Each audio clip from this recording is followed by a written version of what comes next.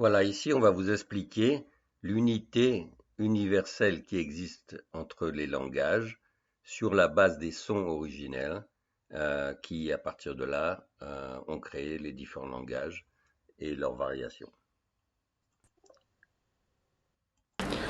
Voilà, il y a beaucoup de gens qui disent on marche sur la tête, le monde va à l'envers, et finalement, en essayant de comprendre, on voit que pratiquement, comme dit Albert Camus, mal nommer les choses, c'est ajouter au malheur du monde.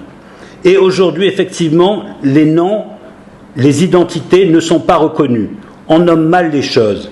Comment trouver le nom véritable si ce n'est que par le son? Pourquoi le son? Parce que quand on écoute Brahms, les Beatles ou les Rolling Stones, que ce soit un japonais, un hongrois ou un français, il écoutera exactement le même son. Et à travers les sons, on peut retrouver le langage, l'identité exacte des noms. Je vous donne par exemple un exemple pour les gens qui sont religieux. Un arabe va dire Brahim, un juif va dire Abraham, et un catholique va dire Abraham aussi. Donc, finalement, les noms sont exactement les mêmes, et chaque religion croit qu'ils ont le monopole. À travers, on va aller beaucoup plus loin au niveau des noms et des sons. On va d'abord, avant de parler, parce qu'à travers les noms, on pourra marcher, on pourra voir exactement l'identité, et les gens ne se leurront plus, on ne se leurra pas les uns les autres, parce que on parlera avec franchise, on verra l'identité exacte de chaque nom. Alors, on va parler des religions, on va parler de l'être, on va parler du couple, on va parler de l'économie, on va parler de tous ces domaines. Parce que finalement, tous ces domaines sont liés et toujours il y a le même esprit. Mais on va prendre un langage universel qui est le langage des sons et on ne va pas avoir de barrière, c'est-à-dire on peut parler aussi bien du Coran que de la Torah ou que des évangiles. On pourra parler aussi des athées. Tout est lié, il faut comprendre.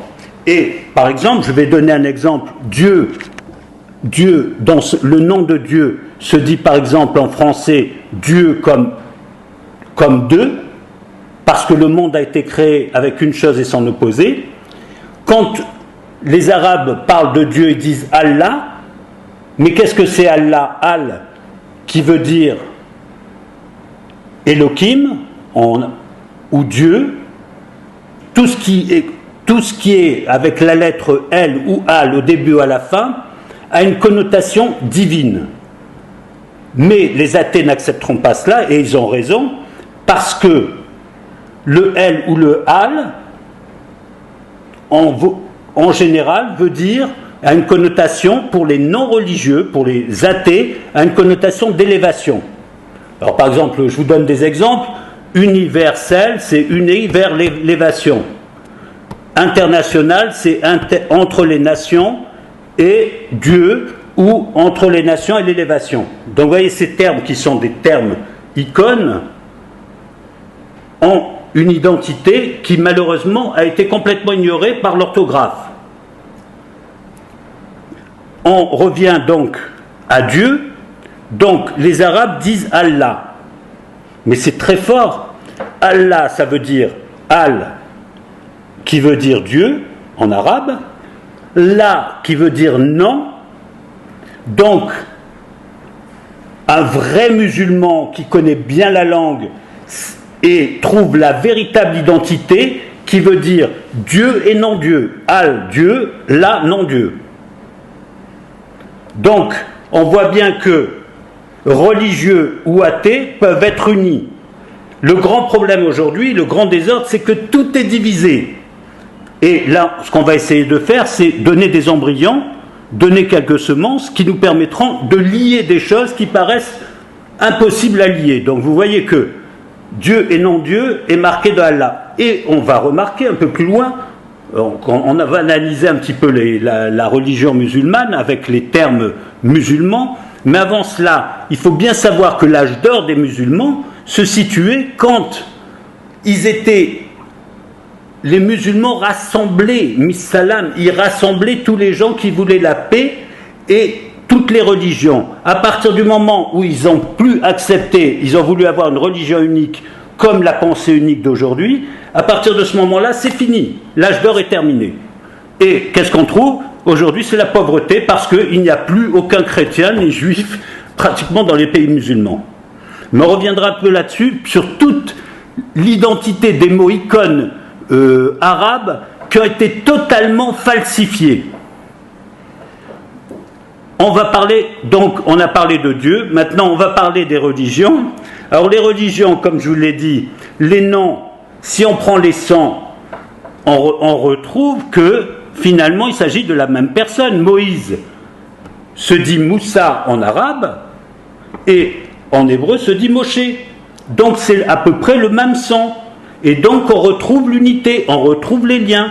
Il n'y a pas un Moïse chrétien, un Moshe israélien et un Moussa arabe. Ça n'existe pas. On nous fait croire des conneries. Il faut que les choses soient...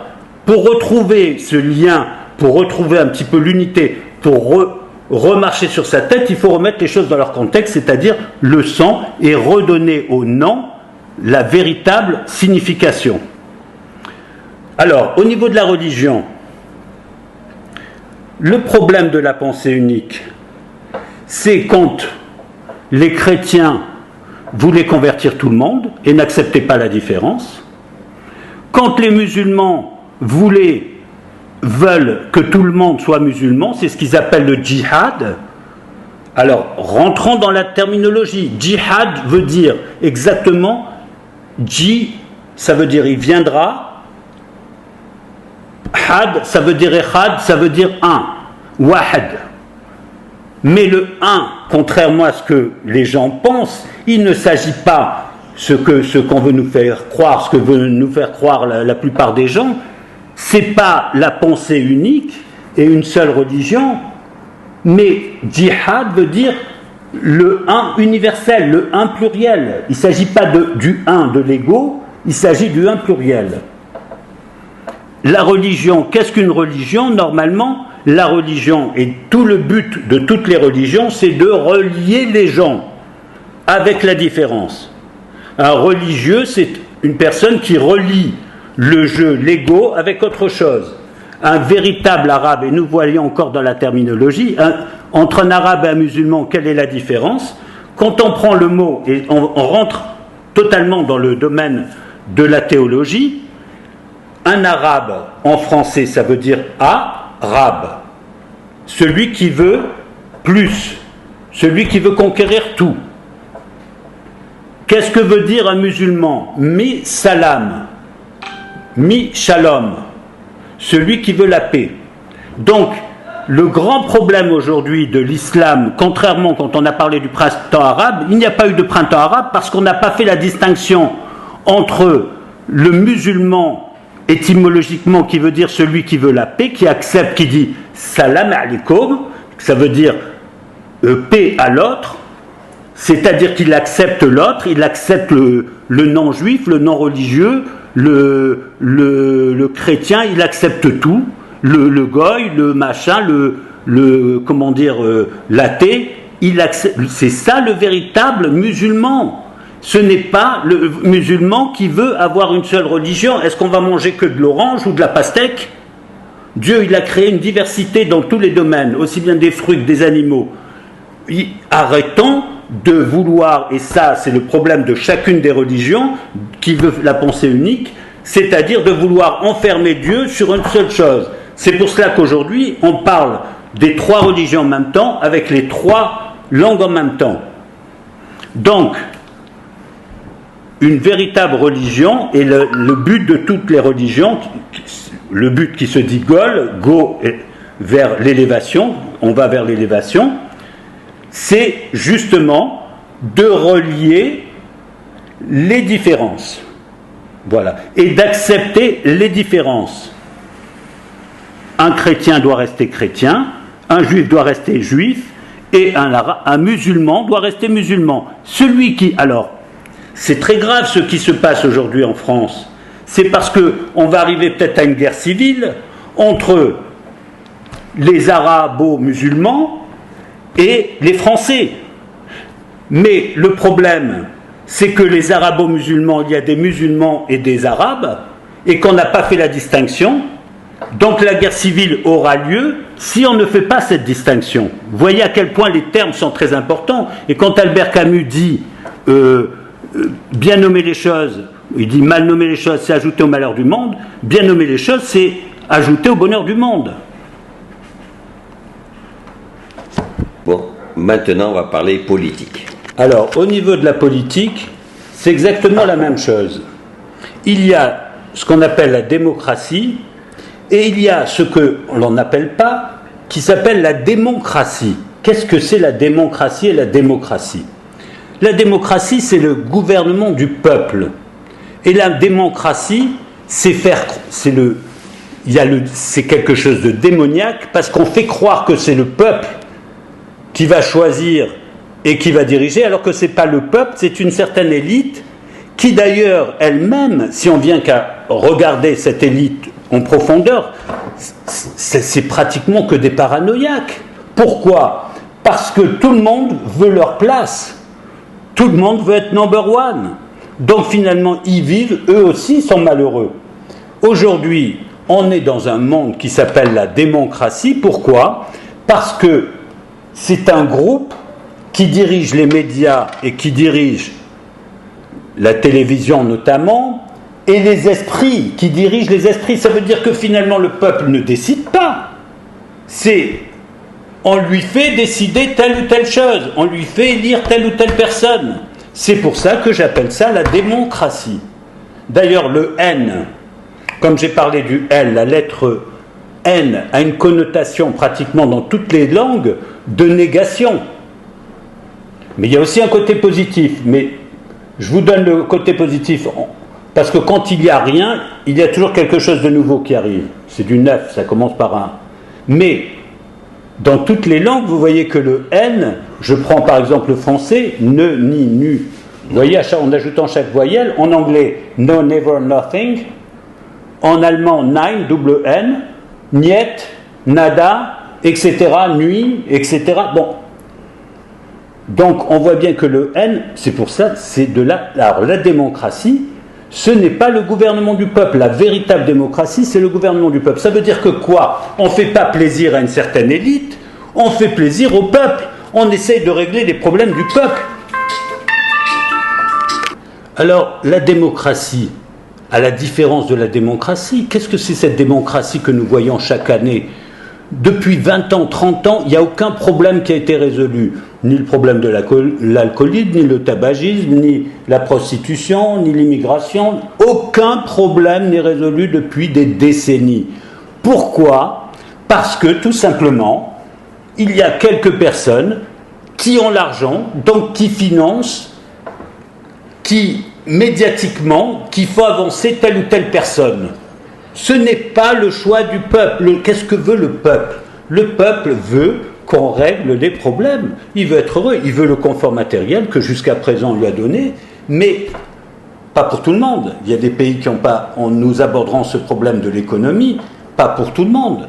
Il y a des gens qui sont défavorisés, et en abordant le problème de l'économie, on va voir que les choses peuvent aussi, là aussi, se réunir, et il y a des liens. Mais la démocratie, ça doit être tout pour le peuple. Et c'est le peuple qui choisit. Et ce n'est pas le peuple qui est serviteur des gens qui le gouvernent, c'est les gens qui le gouvernent qui sont les serviteurs du peuple. C'est complètement inverse. Nous ne sommes pas, à chaque fois on est en train de dire oui c'est beau, c'est la démocratie. Ce n'est pas la démocratie que l'on nous donne, c'est la démocratie, c'est un système démoniaque qui nous fait croire, qui nous donne l'illusion que le peuple choisit, le peuple ne choisit rien du tout. On lui fait décider telle ou telle chose. Maintenant, puisqu'on a parlé de l'économie, alors quel est le meilleur système? C'est voir ce que le peuple a besoin et arranger, régler tous les problèmes. On a vu qu'on pouvait régler le problème religieux, on a vu qu'il y avait des semences pour régler le problème du couple, c'est-à-dire qu'il faut accepter la différence, et on retrouve finalement à peu près toujours les mêmes ingrédients. C'est qu'on est dans la société de l'ego, il faut qu'on éduque les gens à baisser leur ego parler moins du jeu et revenir à nous, c'est-à-dire plier le jeu et le mettre à genoux. Donc, c'est-à-dire il faut aussi descendre de son piédestal pour que l'autre s'installe. C'est comme ça qu'un couple peut fonctionner. Sinon, il n'y a pas de... Et un couple, comme je l'ai dit, le couple se retrouve dans tous les domaines. Il se retrouve en politique, il se retrouve partout. C'est-à-dire, il faut que chacun donne un peu d'oxygène à l'autre. C'est pas qu'il n'étouffe pas l'autre comme c'est le cas aujourd'hui. On va parler d'économie parce que si on règle le problème économique, c'est 90% des problèmes qui tombent. Les problèmes religieux, on a vu que chacun doit conserver son identité, mais que chacun a une part de vérité. On a vu que les musulmans ont le Allah. Alors il y a une personne qui m'a dit, oui mais il y a le H. Le H c'est la 8e lettre de l'alphabet. Le 8 correspond à l'infini. Parce que Dieu et non-Dieu c'est l'infini. Voilà, on m'a demandé pourquoi je traduisais que Allah sans le H. Alors je traduis le H. Le H c'est l'infini. Dieu et non-Dieu c'est l'infini. Si on n'a que Dieu, on marche que sur une jambe. Les religieux ne marchent que sur une jambe. Les gens qui ne voient que par la logique ne marchent que sur une jambe. Si on veut voir le tout et régler les problèmes, il faut les deux. Économie. Le problème économique aujourd'hui, c'est que, déjà au niveau individuel, il y a ceux qui font tous les efforts pour maigrir et d'autres qui n'ont rien à manger. Ça veut dire que l'économie, ça ne va pas, on marche sur la tête, vous êtes d'accord? Il y a des pays qui jettent tellement, ils sont en abondance, et il y en a les pauvres, ils n'ont rien à manger. Qu'est-ce qui se passe? Ce déséquilibre, qu'est-ce qu'il entraîne? L'immigration. Aujourd'hui, on voit qu'il y a une immigration partout dans les pays occidentaux. Pourquoi? Parce que le travail n'a pas été fait. Il y a de quoi nourrir une dizaine de fois la planète, mais il y a une mauvaise gestion économique, c'est-à-dire que il y a des trop-pleins et des trop-vides. Le libre-échange, bien sûr, c'est très bien, mais le libre-échange, le problème, c'est qu'il ne repose que sur une jambe, l'argent, la monnaie, et ça ne peut pas marcher, il faut une autre jambe, qu'on peut appeler soit l'utilité, qu'on peut appeler soit, en hébreu on appellerait ça la misva, c'est-à-dire l'entraide, mais moi je préfère quand même le terme utilité, parce que si on donne à manger à un Tunisien, il n'a pas besoin de venir en France. Si on donne à manger à un Africain, il n'a pas besoin de venir se refroidir et se geler à Paris. Donc, on a tous un surplus. Voilà, c'est ce que je voulais dire en plus de l'utilité, c'est la notion de surplus. On a tous un surplus. Certains, c'est de la connaissance, d'autres, c'est de l'argent, d'autres, c'est des terres. Ah, justement, à propos des terres, nous allons parler du problème israélo-arabe. Le problème israélo-arabe, c'est que les Arabes ont des terres très nombreuses, mais c'est des déserts, à quoi ça sert? Et que les Israéliens, ils ont un petit territoire qui correspond à 1/100 de l'Algérie, mais eux, ils ont la technologie, ils ont d'autres choses. Donc chacun a un surplus. Les Arabes, surplus de terre, les Israéliens, surplus de technologie et des fois même d'argent. Le problème, c'est que chacun, au lieu d'échanger les surplus et que les Palestiniens aient des villas derrière le Jourdain, au lieu d'être entassés en Judée-Samarie et vivre que dans la lutte de vouloir conquérir Israël, pourquoi? Pour que ça redevienne des marécages. Donc on voit que cette notion économique peut permettre de régler le problème israélo-arabe. Je reviendrai peut-être là-dessus, c'est un problème complexe qui n'a jamais été réglé parce que tous les balais diplomatiques n'ont pas, depuis 70 ans, n'ont servi à rien. Pourquoi? Parce qu'on a mis à l'écart ce qui est le plus important, c'est-à-dire Dieu et Allah. Elohim et Allah. Le jour où on mettra Dieu, parce que c'est un problème religieux, il faut le traiter religieusement, on réglera le problème. Mais malheureusement, je ne veux pas le traiter aujourd'hui. Je continue sur l'économie. Alors, la notion d'utilité de surplus. On voit bien que les pays africains ne peuvent pas se développer devant les ogres chinois, américains ou européens. Ils n'ont pas la technologie, ils n'ont pas les moyens, ils n'ont rien. Et alors ils immigrent. Et qu'est-ce que ça fait? Ça fait des histoires, ça fait des viols, ça fait des... Et ça peut faire en France une guerre civile. Et je vais vous parler du mot guerre. Guerre, ça s'écrit G-U-E-2-R-E, mais dans une guerre, il n'y a pas de gagnant. C'est G-U-E-R-E. C'est guerre. Il n'y a rien, il n'y a pas de gagnant dans une guerre. Même celui qui croit qu'il a gagné, il n'a rien gagné. Donc, si on veut éviter cela, il faut répartir d'une manière intelligente les richesses. Mais il faut que les pays sous-développés donnent une contrepartie. Quelle contrepartie peuvent donner les pays sous-développés? La contrepartie, c'est comme ont fait les Chinois. S'ils veulent se développer, il faut qu'ils réduisent le nombre des naissances. On ne peut pas. On veut que les gens en Afrique vivent correctement. Il faut régler le problème des naissances. Et là, on revient au problème de la religion, qui a mal été interprété comme les mots musulmans et arabes. La religion a dit croissez, multipliez-vous. Ce n'est pas multipliez-vous et croissez. D'abord, il faut croître économiquement et après se multiplier. Et ce qui se passe aujourd'hui, c'est l'inverse. Malinterprétation des mots, comme on l'a dit, comme a dit Albert Camus, c'est ajouter au malheur du monde. Donc, comment doit se faire une économie intelligente? Il y a des surplus et il y a des manques. Il y a un surplus de natalité, il faut y veiller, on a les moyens pour cela.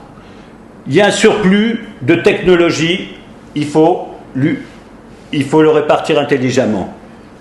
Donc, bien évidemment, je ne peux pas résoudre le problème moi tout seul, je ne suis rien, mais je donne la semence. Comment on peut régler ces problèmes? C'est-à-dire qu'on va échanger ceux qui ne sont pas heureux, ceux qui n'acceptent pas d'être français, les Arabes, pas les musulmans, qui veulent conquérir la France, ils doivent aller ailleurs. Et les musulmans qui sont heureux, qui travaillent, et trucs, doivent rester en France. Donc, retrouver l'identité des choses. Voilà. Je crois que j'ai à peu près tout dit. Maintenant, je vais vous donner comment on peut, à travers le seul chiffre 1, expliquer tout ce que j'ai dit. D'accord. On va couper, c'est parti. Oui, nous avons vu le couple, nous avons vu la religion, nous avons vu le système politique, nous avons vu l'économie. Il faut comprendre que le monde a été créé sans nous demander notre avis. Le créateur qui s'appelle le chef d'orchestre de l'univers, Allah, les extraterrestres ou qui que ce soit, chacun mettra le nom qu'il voudra. Il a été créé avec une chose et son opposé. Et le 1, contrairement à la pensée unique, 1 s'écrit comme ça en français. Il s'écrit avec un U et avec un N. Le 1, c'est déjà 2, c'est une chose et son opposé. On voit bien, c'est comme une marmite avec son couvercle, comme certains disent pour le mariage. Mais le 1, il s'écrit aussi de deux manières. Il y a le 1 romain, qui s'écrit comme une barre rigide. Le 1 romain représente la société occidentale d'aujourd'hui, l'ego, c'est-à-dire tout est dirigé sur soi-même. Et il y a un autre 1, qui est le 1, la qualité que l'on reconnaît aux Juifs, cette notion d'entraide, les uns vers les autres, qui, je l'ai dit, n'est pas le monopole des juifs. Il y a des gens qui sont non-juifs, il y a des gens qui sont athées, qui ont cette conception, c'est-à-dire le un pluriel, le un universel. La différence, c'est qu'il y a une virgule, un trait d'union. C'est le un, ce un juif qui a été inventé au 7e siècle, à l'époque, au Maghreb, d'après Wikipédia. Il y a un atome crochu en plus, c'est celui qui regarde l'autre, c'est celui qui tend la main vers l'autre, c'est celui qui baisse la tête, celui-ci, le un romain, l'ego, ne baisse pas la tête, il n'y a que lui. Et alors il va y avoir 4 relations que l'on va retrouver dans tous les domaines, dans l'économie, dans la politique, dans tous les domaines. Les 4 relations se situent comme ça. Première relation, j'abrège parce qu'on peut on peut écrire des livres entiers sur ce que j'explique. La première relation, c'est un ego qui rencontre un autre ego. Qu'est-ce que ça fait? Ça fait 2 parallèles. Il n'y a pas de liaison, aucun lien, zéro. C'est exactement le même. Quand il y a cela, c'est 2 voisins qui ne se parlent pas. C'est le blocage, quand on voit dans les ascenseurs, quand on marque un blocage, c'est justement quand il y a 2-1. C'est quand les gens sont isolés, quand les gens sont célibataires. Ils sont tout seuls. Et aujourd'hui, la génération d'aujourd'hui a fait à mettre en prison tout un peuple, parce que justement, on a coupé les liens. Et on a formé une société d'égaux et d'égoïstes. Et cette société-là, on le retrouve par exemple en économie, quand chacun y garde, il conserve ses biens, c'est l'autarcie, ça n'a mené à rien. Quand l'un, il ne parle pas à l'autre, il n'y a aucune communication, il n'y a aucune richesse qui va... Quand il y a, par exemple, la vanité des États-Unis, c'était comme ces 2 tours qui ont été attaquées par les Arabes. C'était là aussi la vanité qui était attaquée. Malheureusement, malheureusement, il y a eu des morts, et malheureusement, mais ces 2 tours représentent justement les 1, c'est-à-dire le gigantisme, parce qu'attention, ce 1 qui est l'ego peut être très puissant financièrement, peut être très puissant, mais il est tout seul. Et une société, c'est justement de ne pas être seul. Donc tous les gens qui se retrouvent avec leur portable, leur télévision, etc., on a formé des gens où les liens n'existent plus. Les cafés en France, avant, il y avait 3 ou 4 fois plus de cafés où les gens pouvaient parler, etc. Je pourrais parler pendant des heures de cette relation du 1, mais passons à la deuxième relation. Il y a une deuxième relation où il y a un 1 qui tourne le dos à l'autre et un 1 qui fait tomber l'autre. Et dans les 2 relations, ça forme le N. Alors, c'est quoi ce N? C'est quand un tourne le dos à l'autre, c'est par exemple pour l'individu, quand un tourne le dos à l'autre, c'est-à-dire l'individu proprement dit est composé d'un inconscient et d'un conscient. C'est-à-dire une partie qui est cachée, une partie qui est découverte. Si l'un tourne le dos à l'autre, ça forme des névrosés. Parce que il n'y a pas de relation entre l'inconscient et le conscient. Ce qui se passe au niveau de l'individu, le N qui s'écrit aussi en phonétique H-I-N-E, se passe au niveau de la politique. Par exemple, les Arabes qui tournent le dos aux Israéliens, ou inversement, ça forme le N et la N. Ça se passe dans un couple, quand une femme ne veut plus d'un homme ou un homme ne veut plus, il se retourne, il tourne le dos. Quand un voisin ne veut plus voir son voisin, on dit ne veut plus le voir, il tourne le dos. Voilà. Donc cette relation est négative. Cette relation, c'est la relation aussi de l'un qui veut faire tomber l'autre. C'est la guerre. C'est la France qui se battait contre l'Allemagne, ou aujourd'hui la Chine et les États-Unis qui se confrontent. C'est la haine qui va dominer, et la haine, ça forme souvent des guerres, des conflits. Et guerre, comme je l'ai dit, s'écrit G-U-E-R-E ou G-U-E-R-E, parce que les noms, les sons ne sont pas ne sont pas ont une signification. Le son dont j'ai parlé à chaque fois. Donc guerre, c'est guerre. Il n'y a pas de gagnant. Quand l'un il se bat contre l'autre ou quand l'autre, il y a de deux, on n'arrive pas à 0, mais on arrive à moins de 2. Et à la fin, s'il y a la guerre et s'il y a la haine, on arrive dans le temps à 0.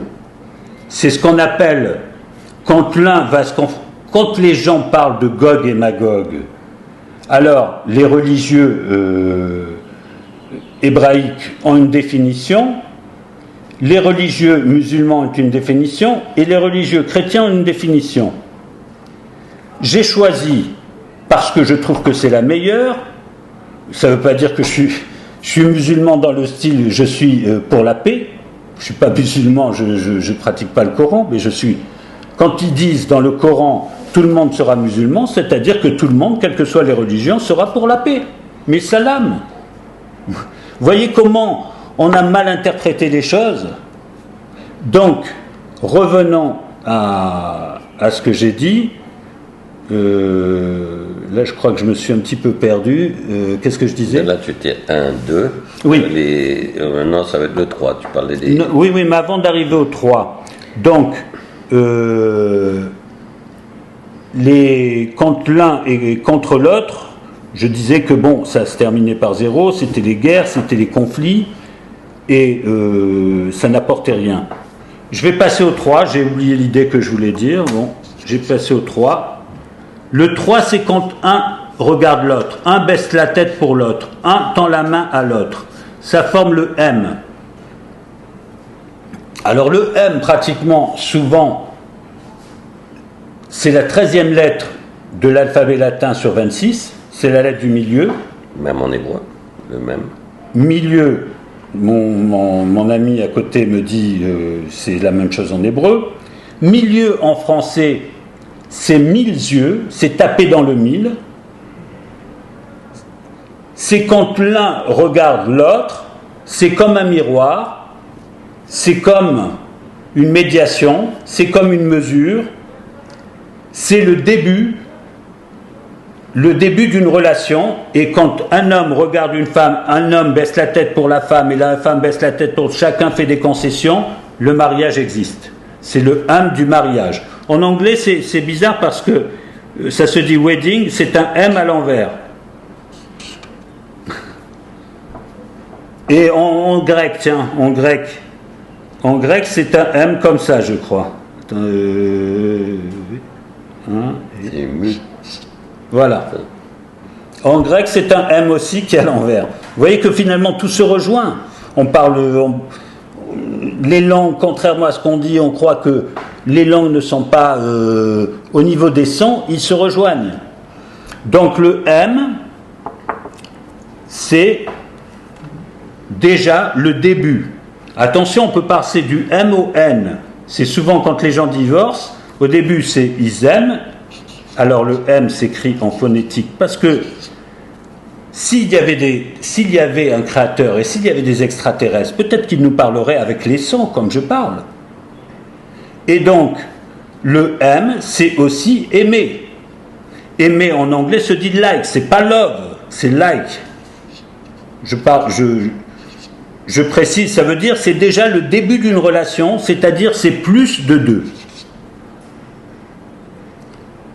Donc l'humanité commence à fonctionner à partir du moment où on arrive à cela. Maintenant, je vais parler de la 4e relation. La 4e relation, c'est quand le 1 se plie pour l'autre. quand l'un fait tous les efforts pour l'autre, quand l'un regarde l'autre et voit ce qui ne va pas. Oui, donc là, il s'agit bien, par exemple pour un couple, l'un qui fait tous les efforts pour sa femme et sa femme qui fait tous les efforts pour l'homme, et c'est l'amour, c'est le love. Et l'amour, en hébreu, se dit Am Or, la lumière des peuples. C'est cette quatrième étape dont parlent toutes les religions, et que il faudra un jour, si on devient intelligent, arriver. C'est-à-dire, on doit voir ce qu'il manque à l'autre et on doit combler les vides. On a des surplus, on comble les vides à tous les niveaux, au niveau sentimental, au niveau financier, au niveau de l'intelligence, à tous les niveaux. Amour, ça c'est Am Or, en hébreu ça veut dire la lumière des peuples.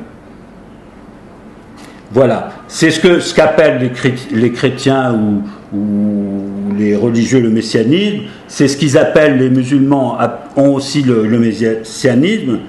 Alors on voit que la religion musulmane qui disait un jour tout le monde sera en paix, ça ne veut pas dire tout le monde sera musulman dans le sens ira à la mosquée, mais tout le monde sera en paix dans la différence. C'est ce que j'ai voulu expliquer. C'est ce que j'ai voulu expliquer au niveau du 1. Il y a le 1 qui est rigide, le 1 qui est l'ego, le 1 qui est célibataire, c'est ce 1 romain. Et ce 1 qui est l'évolution et qui est le 20e siècle, qui est déjà 2. D'ailleurs, cette petite barre en hébreu se dit Yud, comme eine Yud. C'est ce que le Créateur a voulu donner aux Juifs en lui donnant la Torah, et le Juif a donné les autres religions, c'est-à-dire le christianisme, et il a donné aussi la religion musulmane. Et il faut que tous les peuples ne deviennent pas juifs, mais comprennent qu'il faut être à l'égard de l'autre, mais salam aleikum, c'est-à-dire donner la paix à l'autre et essayer d'aider l'autre. Voilà, c'est cet atome crochu. D'ailleurs, ceux qui n'ont pas cet atome crochu, on le voit bien ici dans cette figure, eh bien ils resteront seuls, ils seront perdus au niveau dans le temps. Ceux qui sont mariés, ils auront des générations qui seront futures, ils ont une existence dans le futur. Qui dit que la science ne va pas arriver un jour à partir d'un descendant de descendant à reformer les anciens. Donc, on a aujourd'hui la possibilité de revenir à ce lien entre les religions, entre les pensées, entre les différences, et simplement c'est le travail que l'homme doit faire sur cette terre. C'est bon.